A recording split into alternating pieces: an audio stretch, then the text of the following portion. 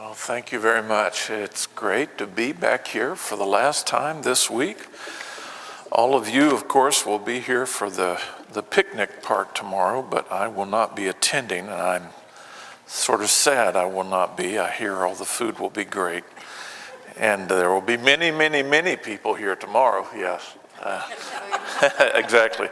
All for food, and they shall come. Well, come in. Yes, finally a guy. You're the guy. You have a handout. I'm used to being outnumbered. Oh, are you?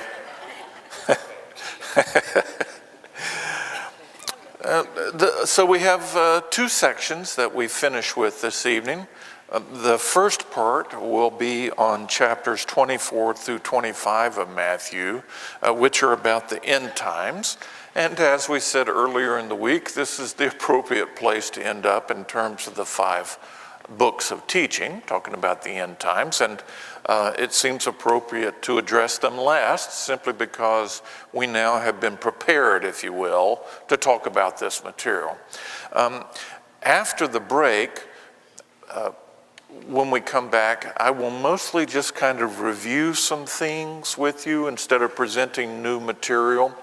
And I have a little sheet with blanks on it and some pencils. If you have pencils or pen, you may use it, but I have some extra pencils that Carol has provided that you can fill those in. That sheet is for you, and I'll give you it's not a quiz, I give you the answers as we go, but you know, sometimes the process of writing things down helps a person to remember.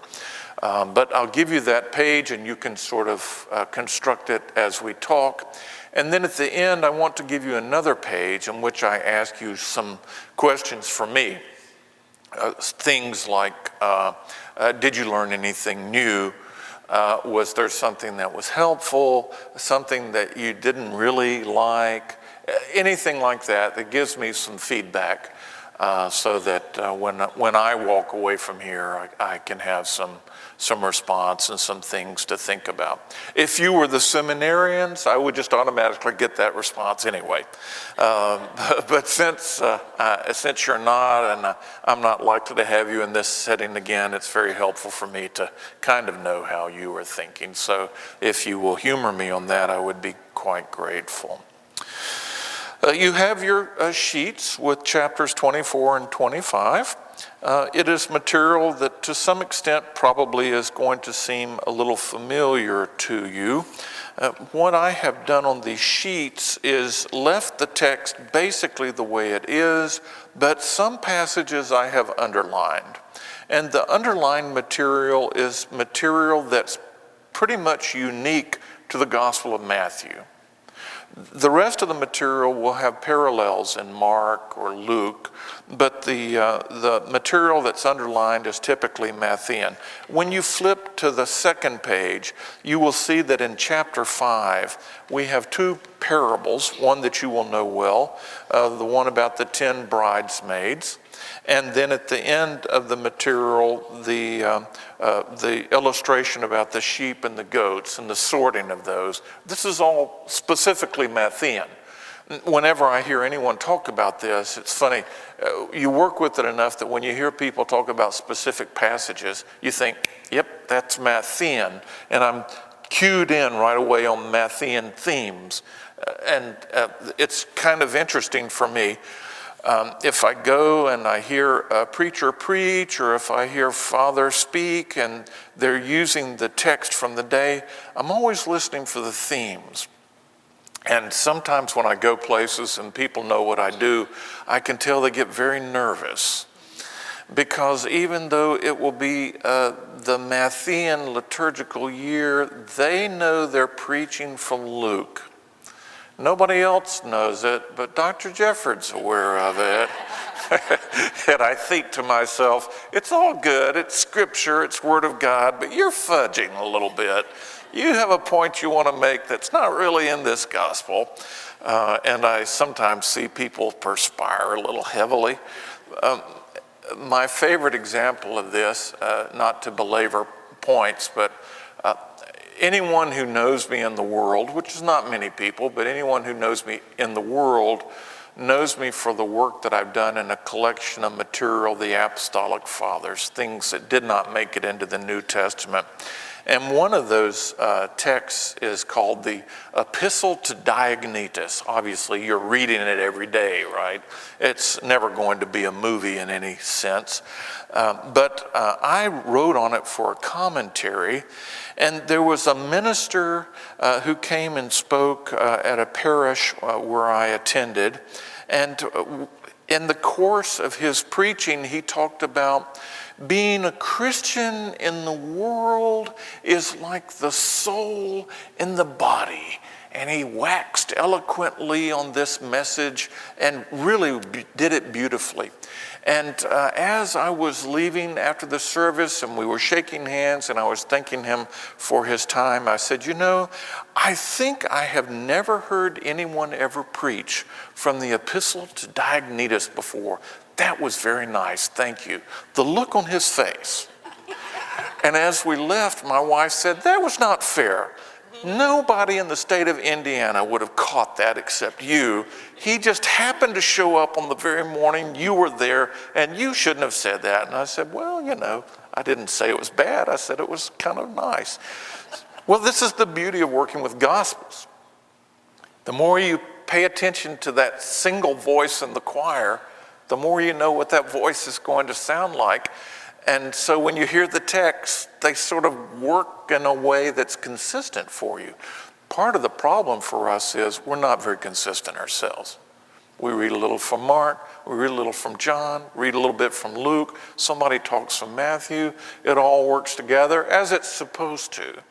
But the fun part is sitting down and hearing that individual voice and becoming familiar with it.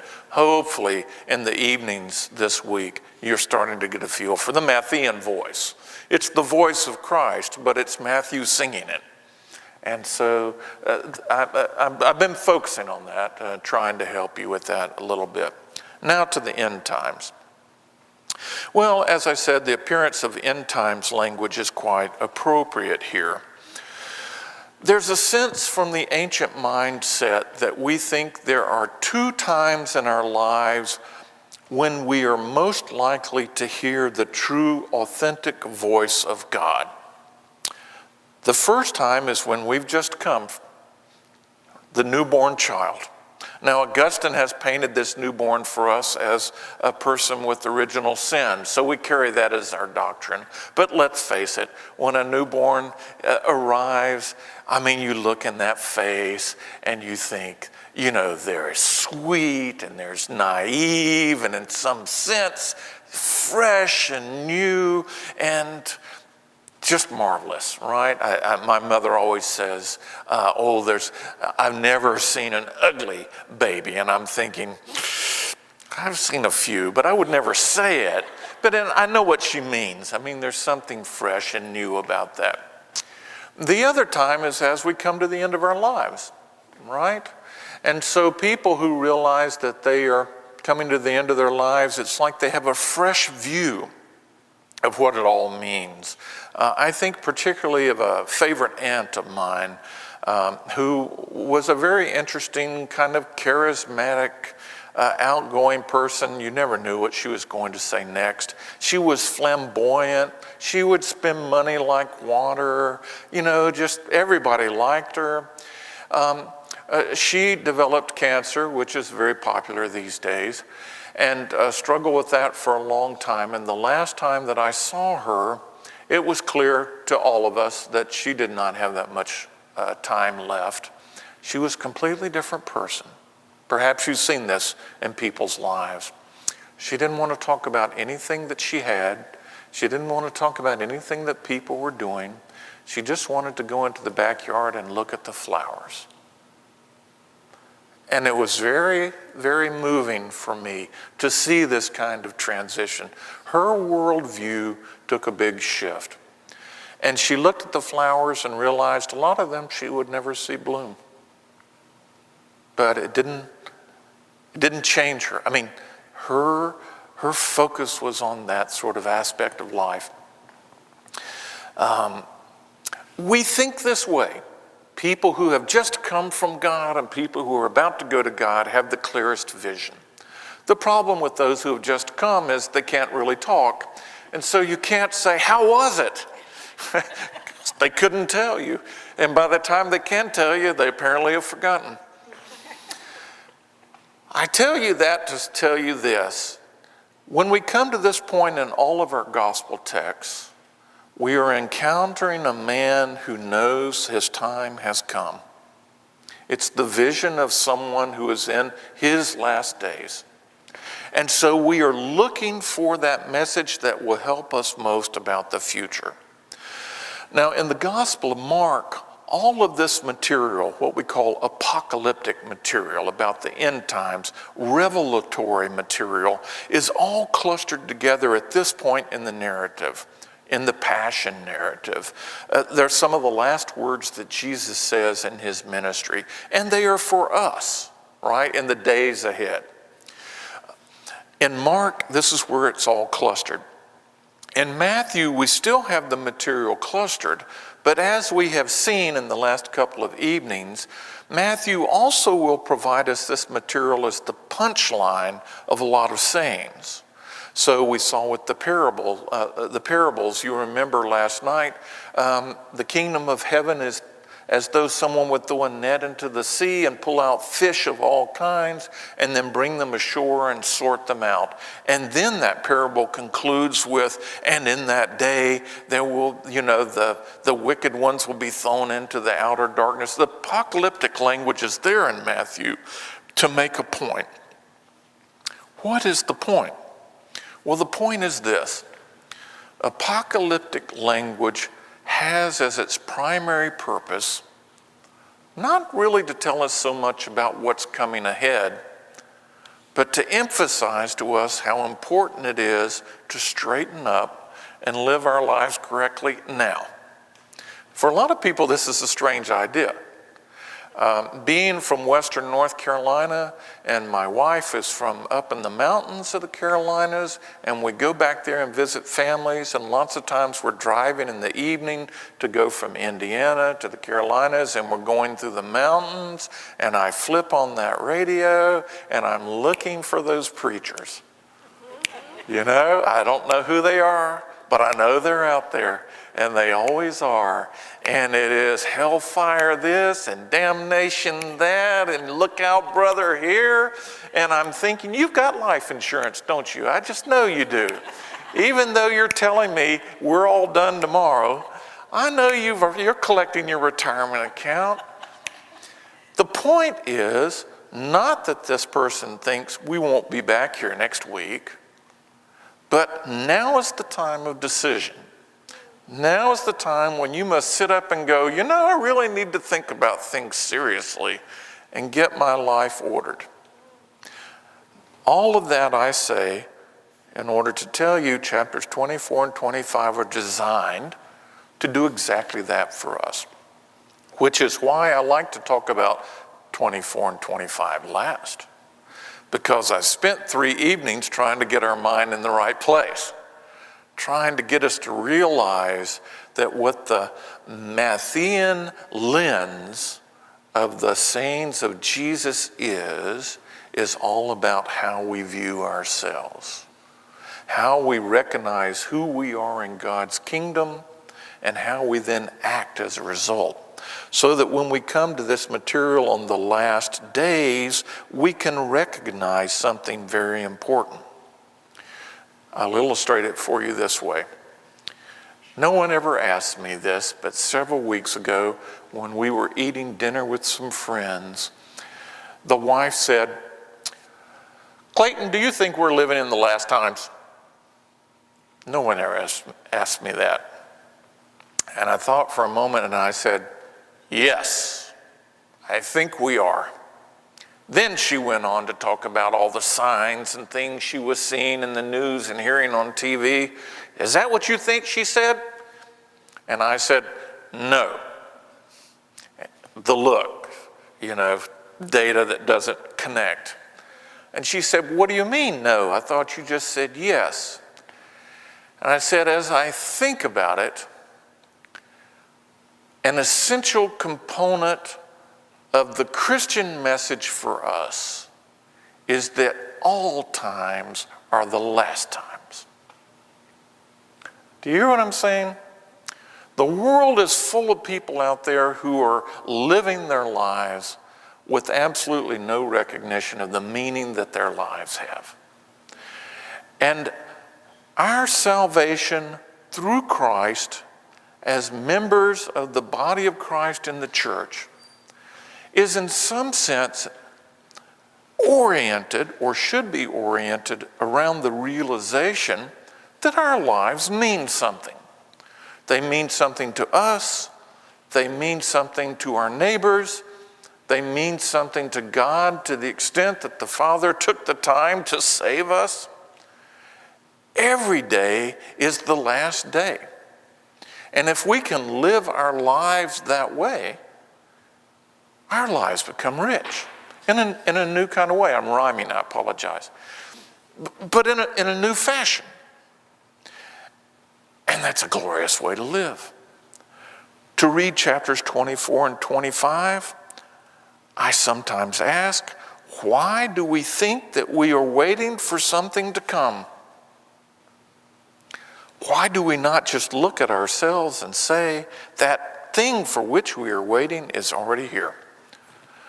And with that in mind, and the board is on this side so that I won't kick it tonight, our theme is hope.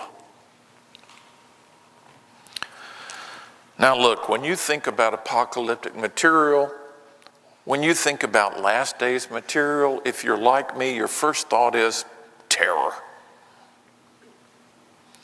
And then I stop myself and think, no, it's hope.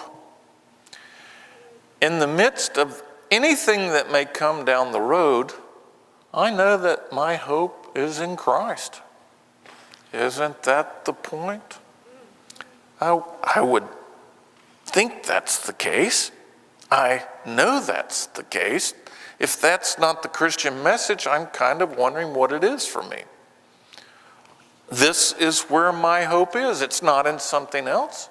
It's in the life that I live because of what I believe and because of the confession that I confess. So what I want to do in this first section this evening is go through the materials. I want to talk a little bit about what I call the general teachings, and then talk a little bit more about the specific teachings. The general teachings are the material that is not underlined, and the specific teachings are the things that are specific to Matthew. Okay?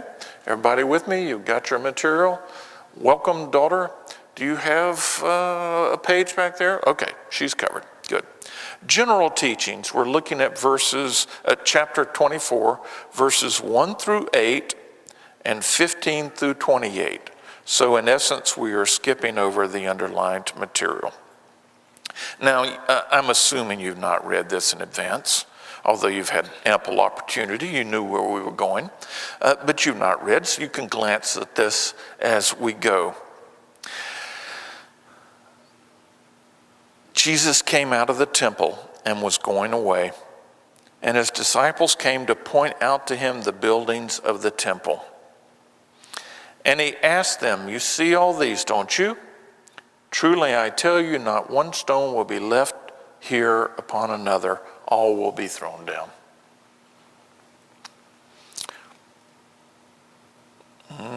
Does this take us back to chapter 18? We've just heard about parables of the kingdom in chapter 13, and now we're to be shown what it means to live in the kingdom, and the first thing the disciples ask is, who will be the greatest? I see in chapter 24 that same opening, right? That is, the thing that we traditionally think is so important, in point of fact, Christ points out, is not important at all.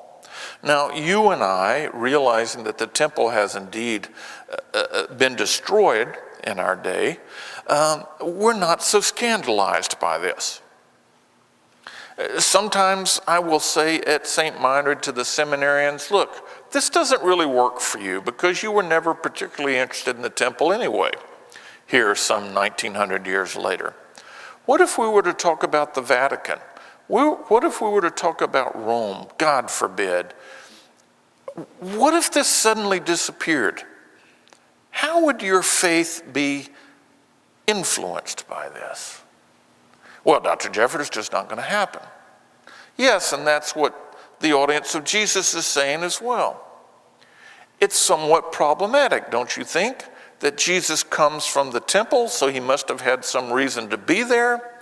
And then he turns around and he says, you see all of this? Never going to last. You see all of this? The house of God, it's coming down. It's a dangerous thing to say. Now, what I want to suggest to you is this. What the message really is here is that things we have made, and don't forget in the Old Testament, it is people who build the temple, not God.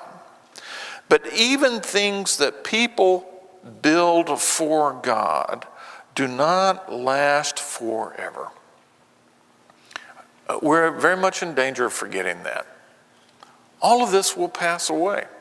Even the things that we think are spectacular and holy, and in fact they are, they too will eventually pass away. And they pass away in different ways. Things can be destroyed and things can be abandoned. And I say that latter thing thinking about so much Christianity in the old world. Go sometime to Europe and worship in a cathedral. And it'll be you and 3 of your closest friends. And it's like fabulous structures. No one's there. They're monuments to a confession that nobody's confessing. I really think that's very much one of the possibilities being said here. Look at all of this. This will be torn down. This will be thrown away. If we're not careful, that's exactly what we'll have. But I go immediately then to what is said here in verses 3 and following. Sitting on the Mount of Olives, they ask, when will this be? What will be the sign of the coming, of the end of the age? And what they are told from this point forward is this: you cannot know. You simply cannot know. Things will happen, and this will be the beginning of the birth pains. But what I really find interesting about this collection of material is we are not told what is the end of the process, simply what is the beginning. When we were talking about the kingdom of heaven in chapter 13, I tried to tell you it's not that the parables focus on how things come out, although they do, but the important thing for the original audience and for us today, I think, is how they all begin. And so when we come to these verses 3 through 8, what we hear again is how everything begins. You see? It's the beginning of the birth pangs. And in verse 6, we hear what is the primary message. See that you are not alarmed. I love it. In the midst of the turmoil, in the midst of the things that we're worried about, pay attention and see that you have hope. Something to clutch onto. Yes. This is something that's always confused me, because the temple was destroyed the first century, and yet somehow the temple being destroyed is always juxtapositioned with the end of the world, and the end of times. Yes. And so I'm wondering, this never made sense to me, and I have a hard time figuring out, okay, so why is that? What's going on there that they always look at the temple being destroyed and the end and the end? Well, the first issue I will go to is this. This is one reason to think that our gospel texts are not any earlier than the year 70 when the temple was destroyed. And the reason is, Can you repeat that? Can you say that one time? yes, Thank you. shall I? Yeah, okay. This is one reason to think that our gospel texts were not written down until at least this point, the year 70, when the temple was written. When the temple was destroyed. Okay. The ministry of Jesus goes somewhere around the year 70. Okay. Catechism says what generally we believe in the academic world is a period of oral tradition, but the writing probably not before 70. Why? I think it's this way. Our authors are Jewish, and the greatest structure in their world would have been the temple. It is the house of God.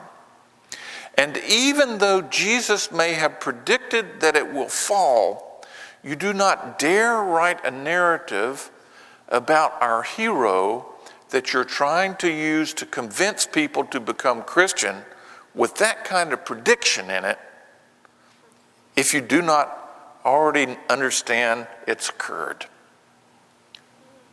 Does that make sense? We're not convincing anybody with this kind of claim if the temple is standing right there. But if the temple is already gone, we can say, you see, he predicted it, and we know it to be true. That is the primary reason we tend to date our Gospels right in this period, with this as kind of a breaking point. Now, having said all of that, it's very much an assumption that the house of God will stand forever. If God is that one who created the world, then ultimately God cannot be overcome. The house of God is the temple. If the temple was destroyed in the year 70, I'm sure at that time many of the Jews thought this is the end of the world. Right? This was the rebuilt temple. It stood from the second temple period at the beginning under Nehemiah and Ezra when it was rebuilt after the Jews returned from Babylon. It was considered to be the greatest structure in all of Israel. And I think it's hard for us to imagine what the psyche was of the Jews in the year 70 when the temple was destroyed. I mean, really, I think it's just hard for us to conceive of that. Is that why he says, do not be alarmed? That's certainly one reason. Do not be alarmed. It's not the end of the world, if you will. But now for us today, I think that's the same point being made. Things happen, do not be alarmed. What has happened subsequently, though, in history is an understanding that Christ cannot return, or from the Jewish point of view, the Messiah cannot come unless the temple is standing and is ready to receive him. So ultimately, what you have in a book like the Apocalypse, easy for me to say, the book of Revelation is the recognition that the temple is rebuilt, but in a couple of ways. One, we are the living embodiment of what the temple is, God being in our lives. And ultimately, the temple will be reformed, but it will be a perfect, flawless, eternal temple in which we all participate. So I think that's the dynamic at work. On the one hand, it's a very Jewish kind of conception, and on the other, it's a very Christian kind of conception. That they're interrelated. I don't know if that helps you sort it out, but things are always focused this way in the gospel mindset. And I think they are for the first century Christians too. Excuse me. Now pay attention to this, because this language in Mark and Matthew and Luke and the end time language is only in these Gospels. When we come to the Gospel of John and we talk end times, we really are talking chapters 14 through 17. This is roughly the equivalent of what we have in chapters 24 and 25 in Matthew, but you don't hear any of this apocalyptic talk. Instead, Christ in the Gospel of John is focused all on verse 6 of Matthew here. See that you are not alarmed. In fact, Christ speaking in these chapters in John begins by saying, look, do not be afraid, right? I must go, but I will send another. I will send the Paraclete, the advocate, who will stay with you and remain with you. The point is the same. All the apocalyptic, what will happen in that day language is missing in John. Instead, the evangelist has chosen to focus specifically on this theme of reassurance. That's one reason I really like these chapters in John, because they don't whip us into a frenzy. They simply say, you know, and I know bad things are coming. That's just life. Doesn't put it that way, but that's just life. Why, I'm here to tell you, do not be afraid of this, right? Your hope is here. In the image that we offer, in the community that we are, in the coming of the Spirit among you, be reassured. I think this is simply a message a lot of people need to hear every day. Seriously. How many times, you see on people's faces, they're just concerned about things. Sheila, I thought it was me. Thank goodness. A lot of I keep going over this, but a lot of the problems we have is we're just concerned and afraid. And okay, there's reason to be concerned about things, but a lot of it's just kind of an irrational fear that can't focus on anything because it doesn't have anything to focus on. And there are so many people that just need to hear verse 6. Look, just slow down and don't be afraid. What do you need? Do you need to talk? Do you need some assistance? Do you need some guidance? Do you need to hear something? Here I am. Lots of times we just need somebody to say, here I am. Well, I think this is the point of this material in a sense. A lot of things are coming. And look, people will panic and people will start rumors and they'll say, oh my gosh, look here, that's got to be the Messiah. Oh my gosh, this is a prophetic word that is true. Oh, look here, there's war that is happening. Nations, countries fighting with each other. This has got to be the end. We approached the year 2000. It's kind of interesting. When we approached the year 1000, this became very popular kind of theology in the church. You can go back and look and see. There's sort of a crusade mentality during this period where people were very concerned. In my own field, we approached the year 2000. Look in the literature. You will not believe how many commentaries there are on the book of Revelation. Publishers knew they could sell this stuff. They started looking for New Testament scholars to write these volumes. And it's 1989. Can you get that to me in the next 4 or 5 years? Look and see how many of these commentaries came out after the year 2000. No market. Publishers wouldn't even publish anymore. They had to move on to something else. Well, this is the point. There's an intensity, there's a concern, there's a looking for events and interpreting them. Now I want to take us down to verse 28, which is sort of right in the middle of the page conveniently. And I like this translation. Wherever the corpse is, there the vultures will gather. That's cheery saying.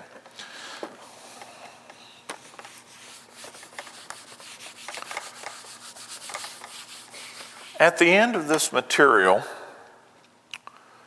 both in Matthew and in Luke, we find this saying, wherever the corpse is, there the vultures will gather.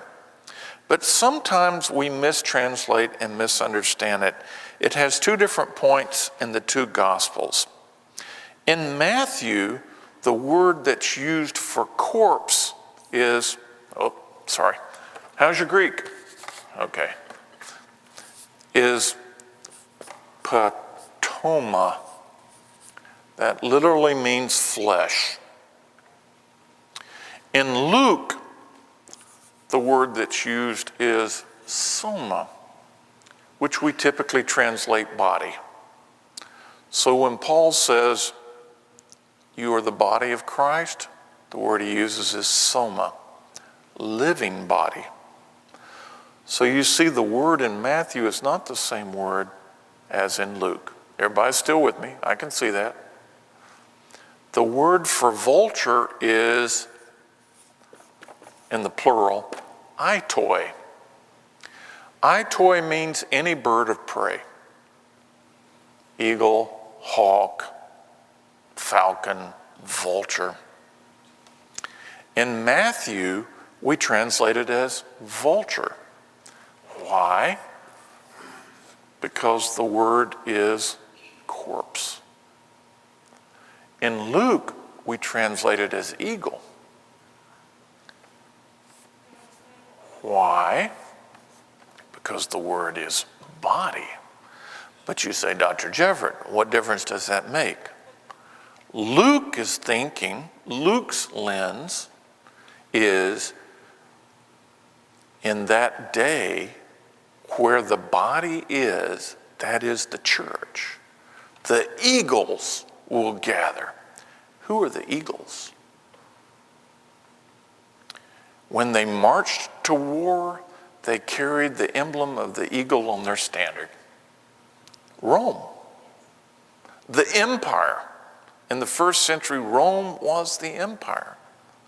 The way Luke reads what Jesus says here is, in the last days, the entire empire will rally around where the body of Christ is, where the church is. But that is not Matthew's point. Matthew's point is, where the dead thing is, the vultures will feed. And the reason I focus on that here is, notice it comes at the end of all this comment about what people will say. Look here. Look there. This must be it. He must be the one. These are the comments of the dead people. And their comments will rally people from all around. But the point is, there's no future in that.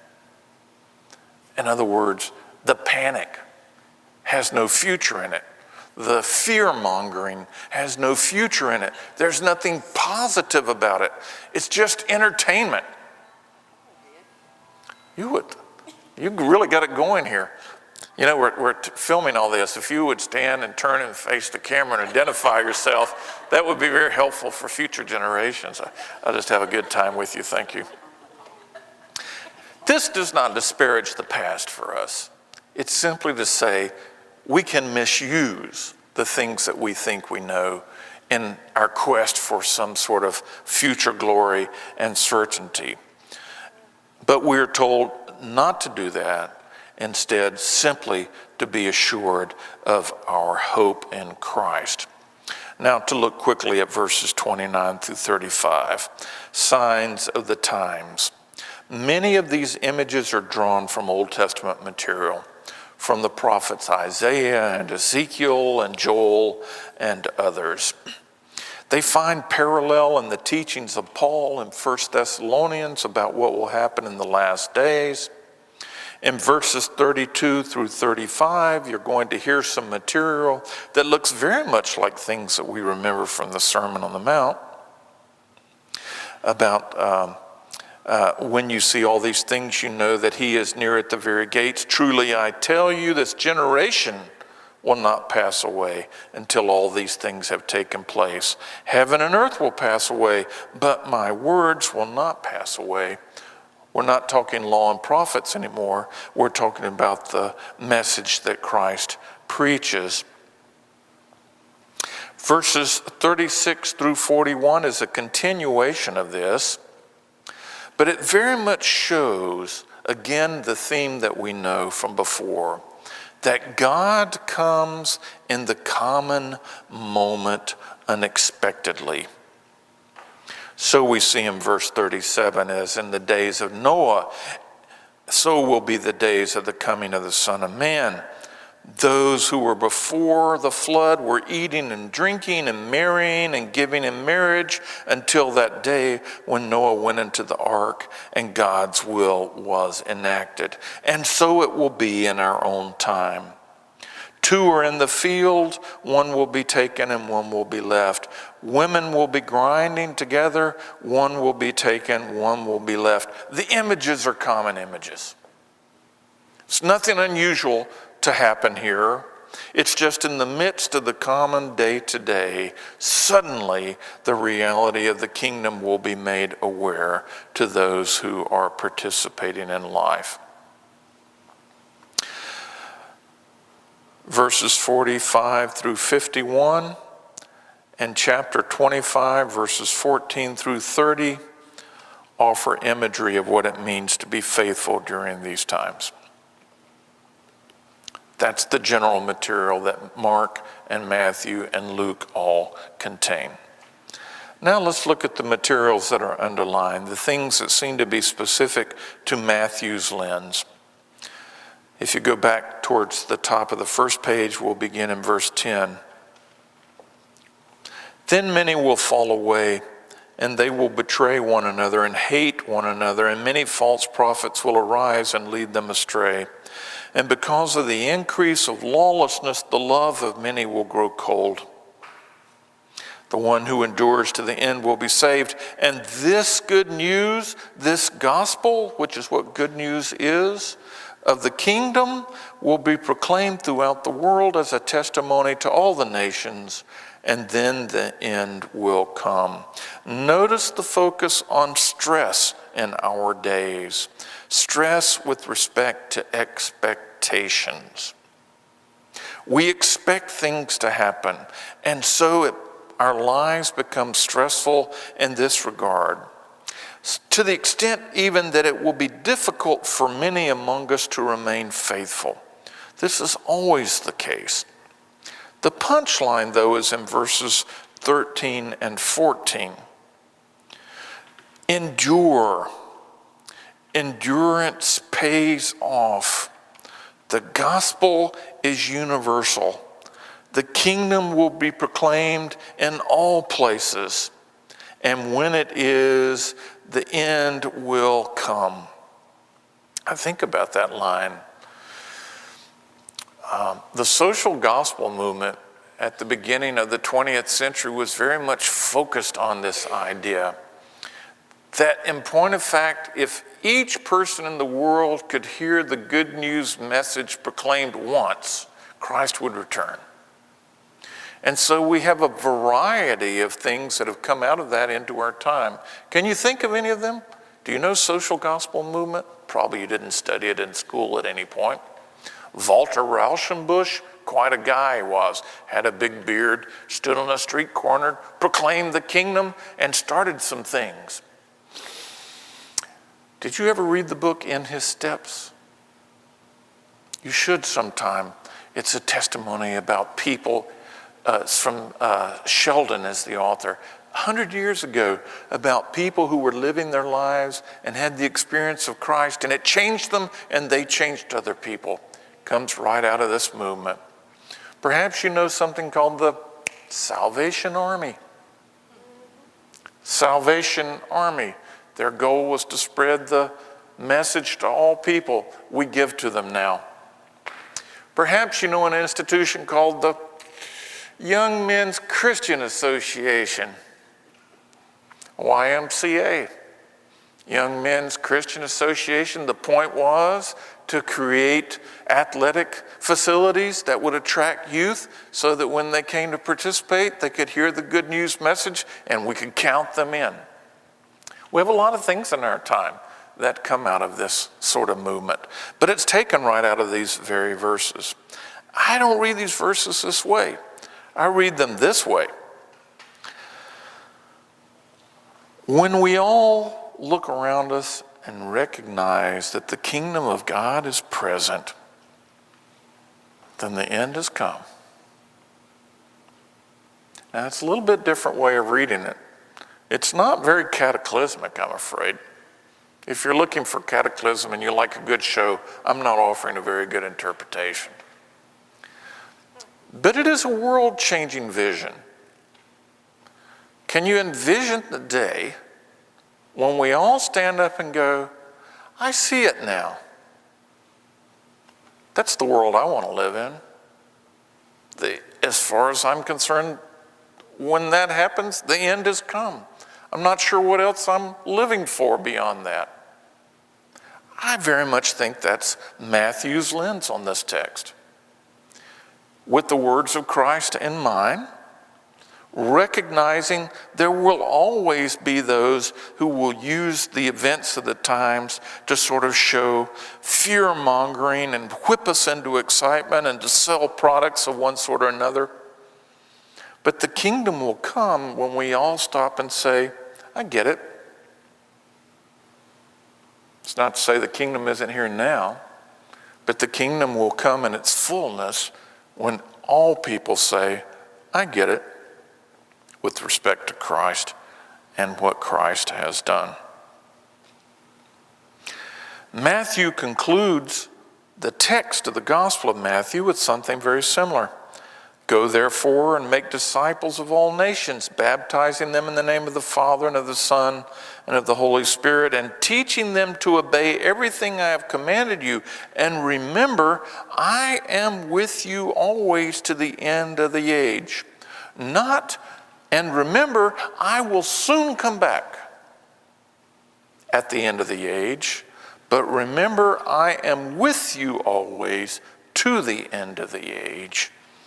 And I think that's very much Matthew's point here.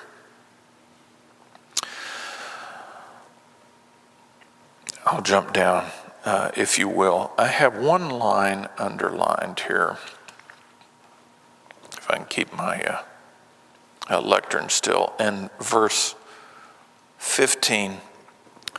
So when you see the desolating sacrilege standing in the holy place, as was spoken of by the prophet Daniel, then those in Judea must flee to the mountains. It seems pretty clear from the perspective of the evangelists that the desolating sacrilege was an attempt by Caligula in the 40s to set up his own image within the temple precinct. This image actually goes back to the Greek period when Antiochus Epiphanes IV, no one names their child this anymore, but it's a great name. I thought about naming our firstborn Tiglath-Pileser III, but my wife just put that down in a heartbeat. She had no sense of humor whatsoever. But this was what the Greeks did as well. They desecrated the temple by setting up their own images there. And this is designated here in the text as the desolating sacrilege, which is remembered in the prediction that Christ made. It is Matthew, however, who specifies as was spoken of by the prophet Daniel. This should take us back to the Sermon on the Mount, where Christ says, not one jot, not one stroke or tittle shall disappear from the law and the prophets. So we see here that the anticipated desolating sacrilege is actually something already anticipated by the prophet Daniel, and we should be aware of that. I don't have anything else specifically to say about that now, just to bring that to your attention. This suggests, though, that there is stability in the tradition and we need to be aware of it. Verse 42, keep awake, therefore, for you do not know on what day your Lord is coming. It's the call to being aware. It reinforces the idea that readiness must be our code. The sleepy believer is not putting their faith into action. Those who are called are called to awareness. The key idea is to be aware. I think there are too many of us who have been called and consider ourselves called who simply walk around unaware. Sometimes it's hard to pick us out from the crowd. Sometimes it's easy. When we go to chapter 25, it is this theme that is being played out in the Matthean material, in the first verses that are underlined and in the last verses that are underlined. The first verses, of course, are about the 10 bridesmaids who take their lamps and go to meet the bridegroom. And you know the story all too well. Those who were wise had their lamps with plenty of oil.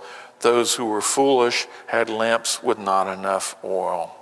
I sometimes look at this and think, well, shouldn't the bridesmaids with oil have shared with the others? That would have been the nice thing to do. But in point of fact, as it is said, there's only enough oil for the lamps at hand. And the punchline is, truly I tell you, I do not know you. Keep awake, therefore, for you know neither the day nor the hour. The message of Christ here is, if you are not awake to what is going on, how is it that you think I can know who you are? Now, in a sense, Christ knows us all. And yet, in another sense, when we say we are disciples and yet are not prepared to be disciples, it must leave us to wonder exactly who we are. I go to the material at the end of chapter 25, because what is said here about the sheep and the goats is the very same refrain, but not just in the image of waiting like the bridesmaids, but in the image of responding in our own ministry. As we look in verse 32, all the nations will be gathered before him, and he will separate people one from another as a shepherd separates sheep from goats. And he will put the sheep at his right hand, which must be the right place, the good place, and the goats at the left, and will say, come, you that are blessed by my Father, inherit the kingdom prepared for you from the foundation of the world. I was hungry, you gave me food. I was thirsty, you gave me drink. I was a stranger, and you welcomed me. I was naked, you gave me clothing. I was sick, you took care of me. I was in prison, and you visited me. And they will say, when did we do these things? And he will answer, when you considered your neighbor as yourself. That's not literally what it says. That's literally what it means. Now, we talked about this the other evening, about the meaning of the kingdom of heaven, the fulfilling of the law and the prophets, and the Beatitudes. I tried to emphasize then that the Beatitudes were a collective description of what it means to exist within the kingdom of heaven, and for our relationship with God to be complete, the thing that we call righteousness. But I also said it's difficult to know when we are there. And so Christ offers us those two teachings about love the God who made you and your neighbor as yourself, with the understanding that when you know your neighbor as yourself, then you will know what it means to be in right relationship with God. And that is exactly what the point of this parable is. So that it should be no surprise when those who are rewarded according to the text are rewarded because of what they have done. They did not even know they were doing this in service of God. They simply were meeting the needs of their neighbors. So we come full circle. It's very convenient. From the Sermon on the Mount to the discussion of the end times.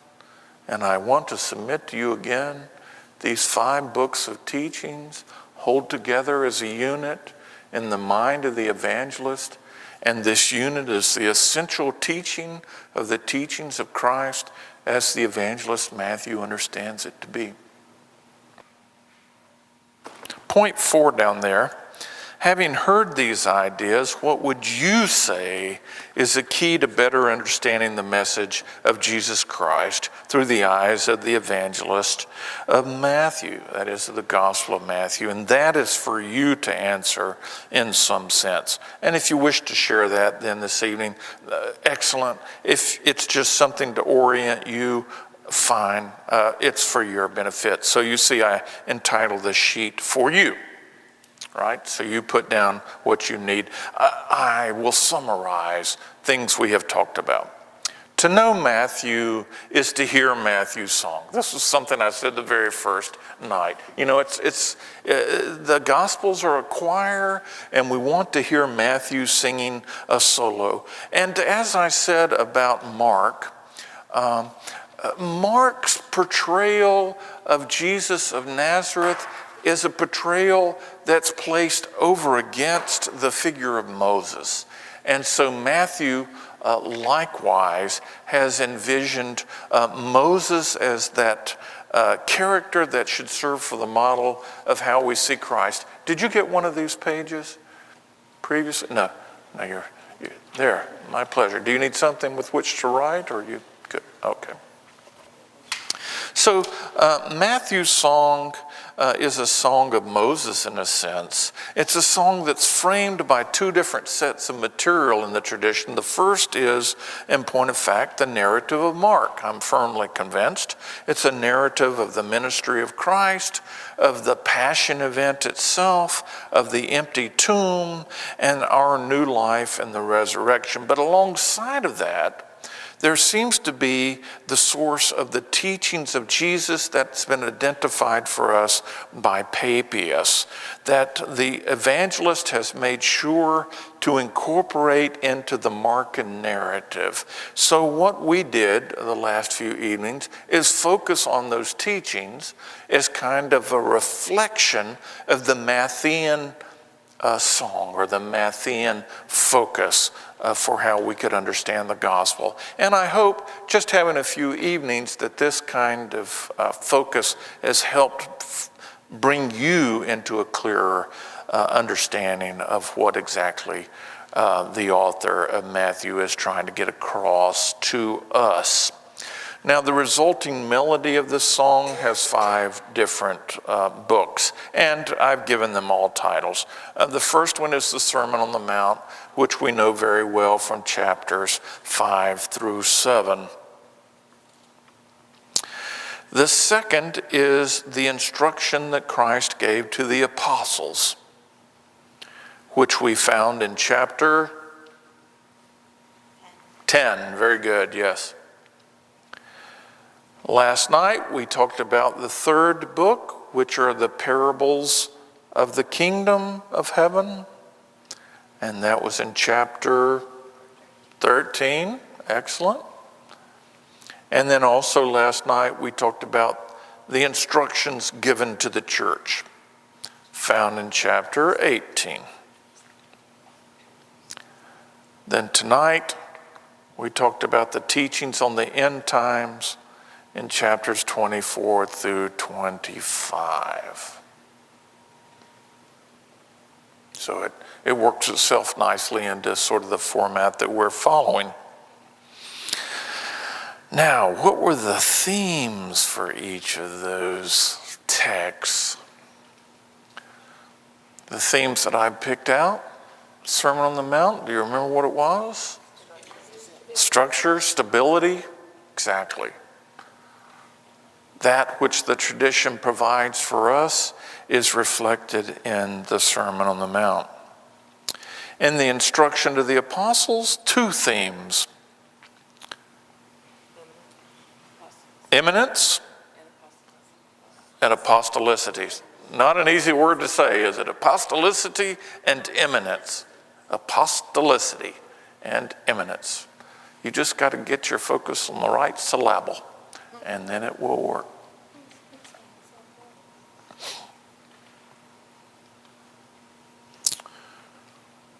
parables of the kingdom.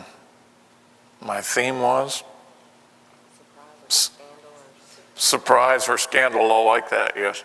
The parables tend to focus on scandal, but for our purposes, being open to being surprised. And then there were two themes for the instructions to the church, very much related. It's who we are. Community and unity, yes. And then tonight's theme, hope. Alrighty. On the one hand, these are the teachings of Christ about who we must be. On the other hand, they definitely reflect the focus of the evangelist. Now, I think this is kind of the beauty of having four Gospels. We hear the voice of Christ in each of the Gospels, but it's kind of like each of the evangelists has picked some aspect of the voice of Christ and said, here's the focus that I'm providing to you. We've talked about Matthew this week. And so I've tried to give you some orientation to what the Matthean focus is.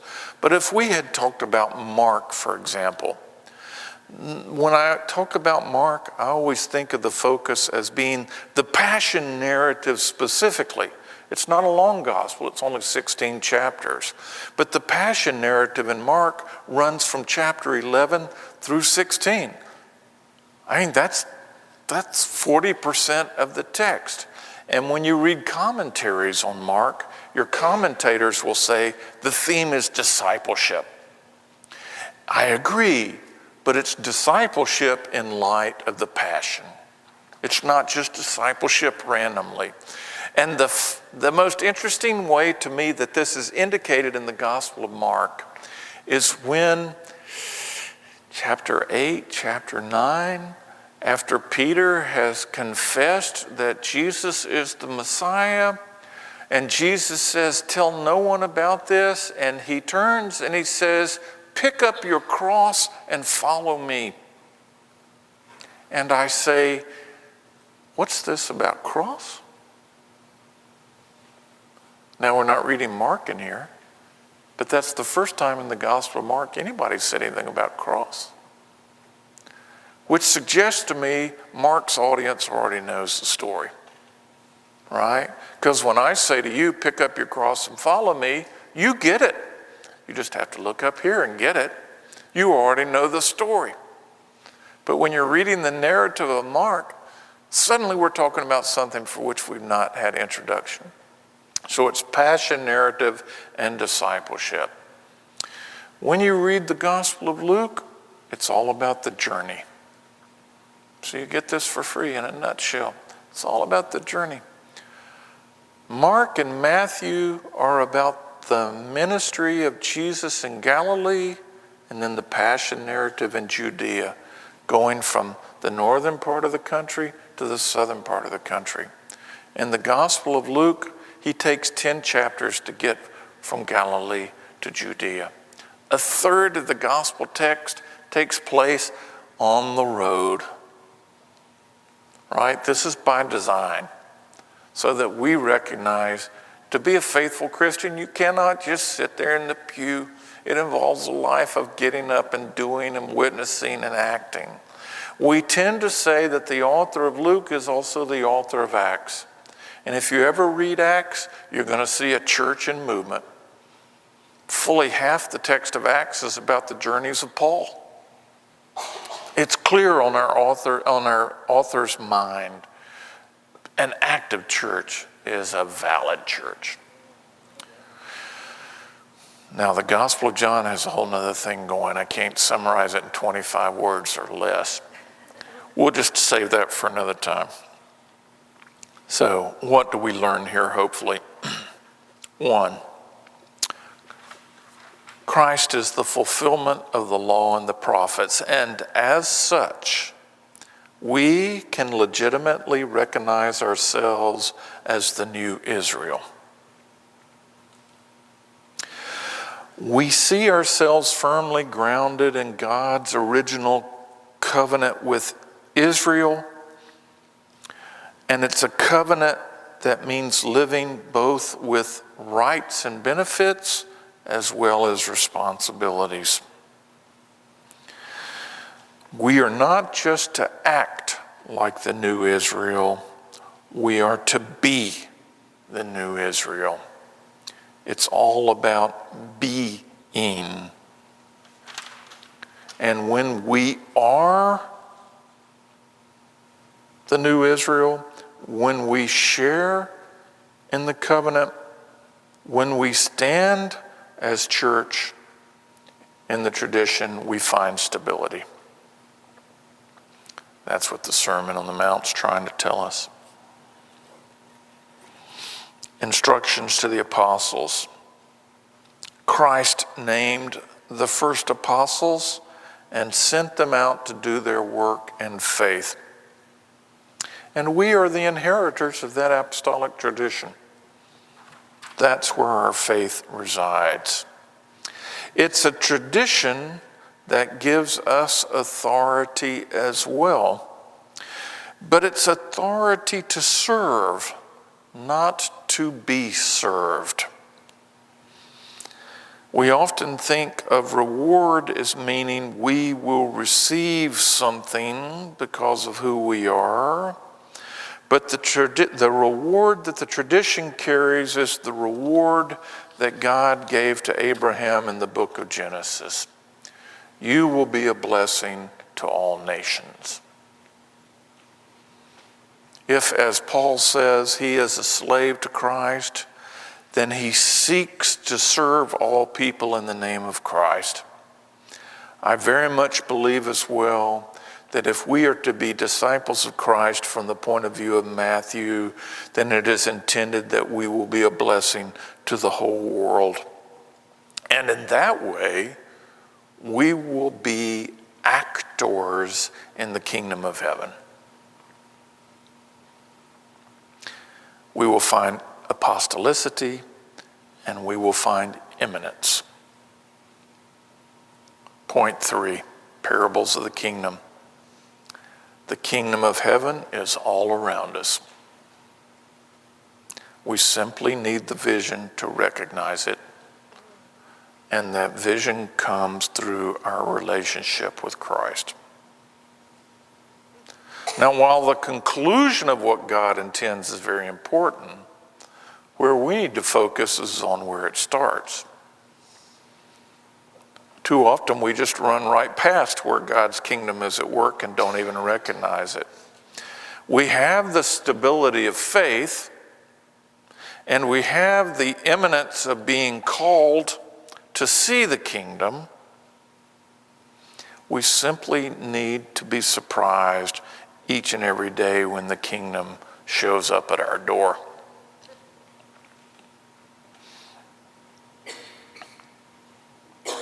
Book 4, Instructions to the Church. Very quickly, God speaks both to the apostles of old and to the church of today and calls us to be community living in unity. Very simple message. If you find yourself living outside of community, if you do not find yourself united with others, you better stop and rethink.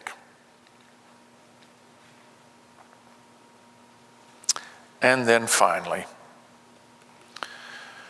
Book 5. These are the last days. If they last another 40 million years, they are still the last days. They are the last days for me. They are the last days for you. They are the last days of our faith. And we are called to recognize our viability as followers of Christ each and every day that we live. We should live as though our days are the last days. And when we live that way, we find we will be people of hope. Our faith will bring us to hope. not to fear and not to dread and not to depression. When you find yourself fearing and dreading and depressed, you need to stop and ask yourself, do you recognize the value of living in the last days? And that with this, through Christ, comes hope.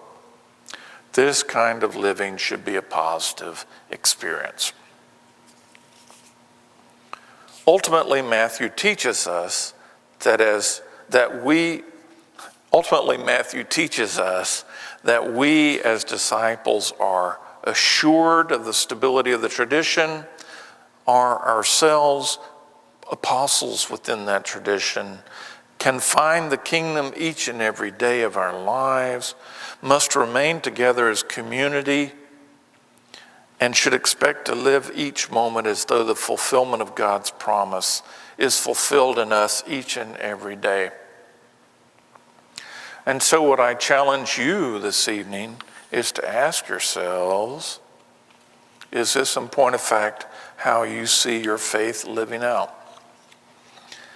If it is, excellent. If it's not too late.